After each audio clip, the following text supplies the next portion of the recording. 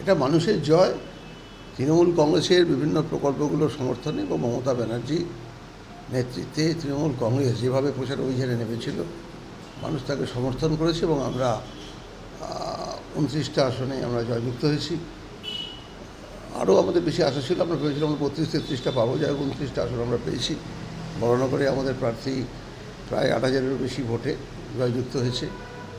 যদিও বড়নগরের এই জয় আমরা খুব একটা সন্তুষ্ট নয়, তার কারণ আরও বেশি ভোটে আমাদের জয় জেতা উচিত ছিল।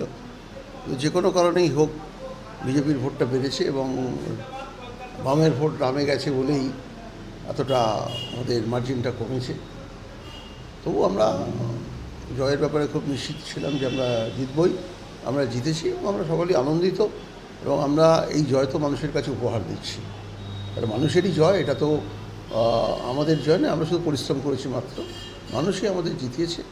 তাই বড়নগরের সর্বস্তরের মানুষ শুধু নয়, সারা বাংলার যে সমস্ত মানুষ তৃণমূল কংগ্রেসকে সমর্থন করেছে বা যারা করেননি, সকলকে আমরা এই আনন্দঘন মুহূর্তে ধন্যবাদ জানাচ্ছি।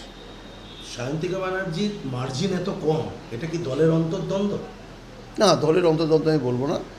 দল বুঝতে পারেনি যে বিজেপি এইভাবে আন্ডারগ্রাউন্ডে এইভাবে বেরিয়ে যাবে আস্তে আস্তে, কিন্তু বিজেপির সমর্থক এখানে নেই বা কর্মী নেই।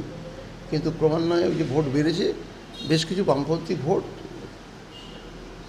বিজেপির দিকে গেছে বলে আমাদের অনুমান। বেশ কিছু ওয়ার্ড থেকে লিড দিতে পারেনি, সেটা নিয়ে কী বলবো? সেখানে তো কিছু সাংগঠনিক দুর্বলতা না থাকলে তারা হয় না। তারা বুঝতে পারেনি যে এই পরিস্থিতি হবে। তারা যদি বুঝতে পারতো তাহলে এই অবস্থাটা হতো না।